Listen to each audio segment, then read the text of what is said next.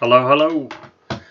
Hey, this is one that is kind of near and dear to my heart. I've wrestled with it for a long time. I've probably done several different scripts on it, thought about it, listened to other YouTubes on it, read articles about it. But I finally kicked the bucket and I want to talk about it. Does canon matter? Wanted to discuss this for a long time, so I figured now's the best time. It's one of the key problems, I think, in our entertainment media today. So let's get to it. Let's go.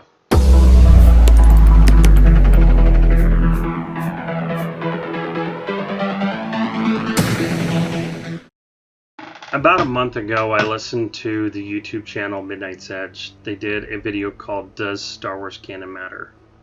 They're a great channel, and I would highly recommend them to anybody.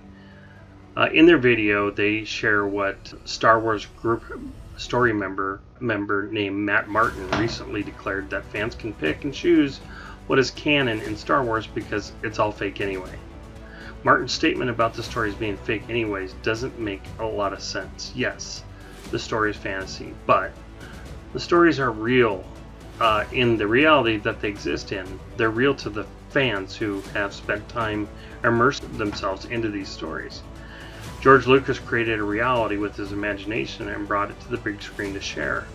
We accepted and rewarded that creativity by becoming loyal fans to the IP, Star Wars. So, in his world, he set about showing us a number of rules that we began to accept. Many people's problems with the Disney sequel trilogy is that many of these rules were tossed out or disrespected without any plausible, acceptable reason or explanation for the change. Examples include Jedi can now use Force lightning. Force ghosts can physically interact with the world. Ships are able to hyperspace ram other ships, and existing characters have changed their personalities. Martin continued on Twitter to say that you can choose the Star Wars canon you want to believe in, but that doesn't mean the canon you choose to believe in is the true one. This attitude within the creative community at Lucasfilm has led Star Wars to becoming a frustrating mess. These are the people that were supposed to be guiding and protecting Star Wars, not driving fans away. So here's Matt Martin.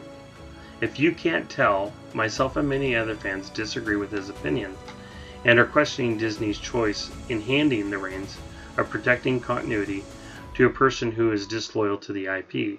Proof is the weaker and weaker sales of each sequel movie. Toy sales are at an all-time low. Fans are almost to the point of carrying pitchforks or have given way to apathy. I like to do a thing on this channel called Stars and Spitwads. I think Matt and the Star Wars Story Group deserve the Spitwad.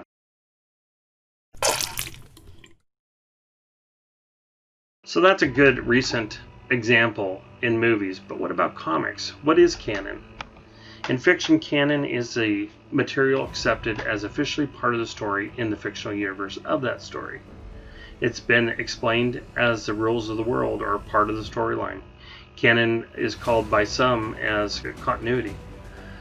I believe to be a good storyteller, you have to respect what is canon. If you remove the illusion in the story or universe that you've created, you're jumping the shark by telling the viewer none of it truly matters. That's what Matt Martin did, in my opinion. I believe editorials should help protect canon.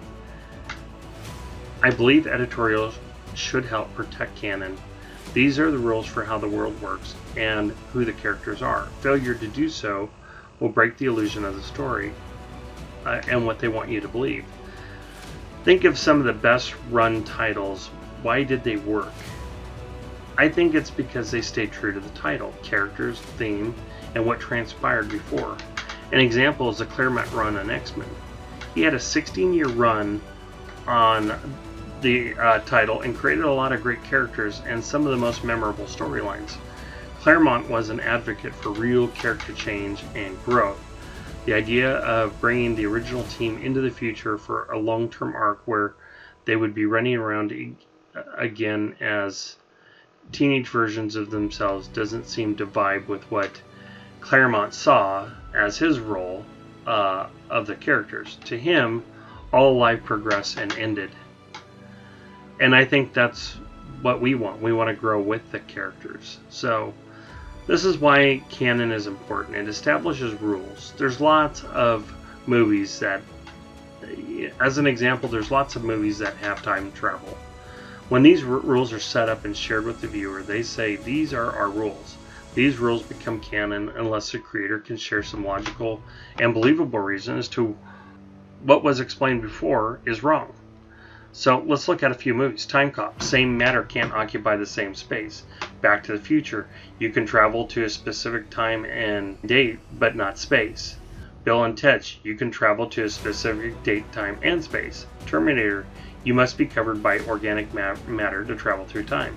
Groundhog's Day, you can relive the same day over and over with no consequences until the objective is accomplished. In my opinion, part of what Hollywood and comics suffer from is a lack of adherence and respect of continuity. In the case of comics, some of the things that have hurt the industry are continual stops and starts. There's too many number one issues. X-Men, Avengers, JLA, etc.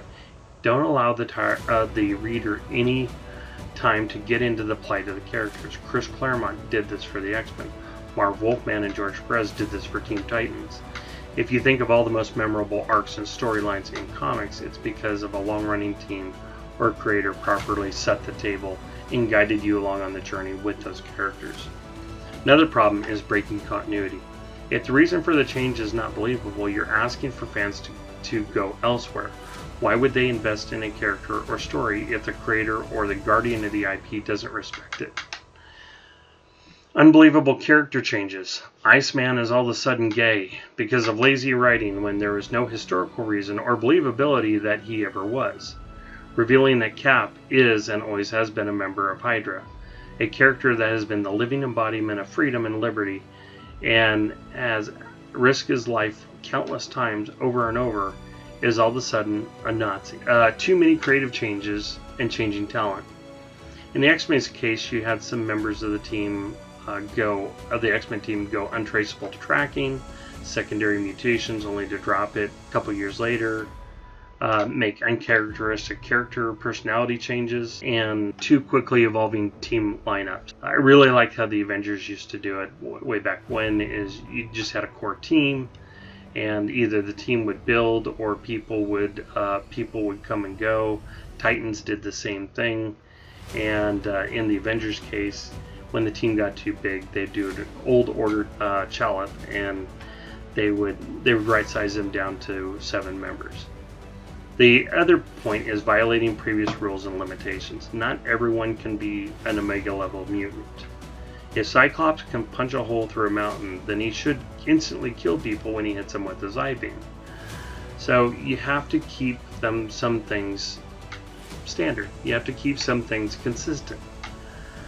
So let's continue with the X-Men. The X-Men's core concept is about 2 things: civil rights and evolution. When the title loses sight of these 2 things, I think it suffers for it. Chris Claremont had most of the most memorable runs on the X-Men. After the 90s, the writers tried too hard to be Chris Claremont, and I think they failed at it. There were some successful teams. Grant Morrison came in and gave the whole thing a boost, ending the vicious plot cycles and bringing a bunch of crazy ideas and tossing out what wasn't working. He explored mutancy in cultural, societal, political, and media terms, and of course utilized the 2 core themes of the X franchise. That's what it's all about: social and genetic progression. Naturally, it was immediately retconned and or ignored, and now we were given the House of M, which destroyed mutants as a viable minority and culture. Then Ed Brubaker brought back the previous space aliens, ending continuity ticks. Joss Whedon then brought in the Astonishing X-Men, which started pretty strong and even had a decent plot reflective of the core themes, but it descended into several severe continuity changes. Now we have Hickman and his take and the shift of reality and continuity for the team and its characters. I'm not saying you can't have change in talent, but someone has to protect the rules, the characters, and the universe.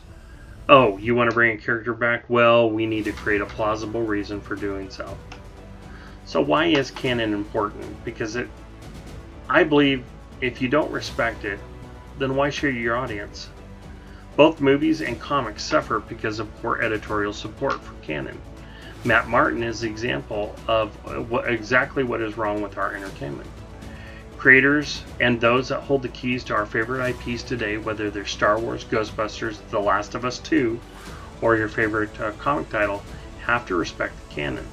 I will do another video that provides a good example of good editorial and creative management of an IP in the near future. I will post a reference to the Midnight Edge video if you're interested. I will also put a link and reminder of my Eclipse trailer in case you truly want to get on the ground floor of an exciting new superhero. It's now available on Kindle and waiting for approval on Audible. If you like this video, please like and subscribe, thumbs up, and please share it if you can. Thank you. Have a great week, and we will talk to you later.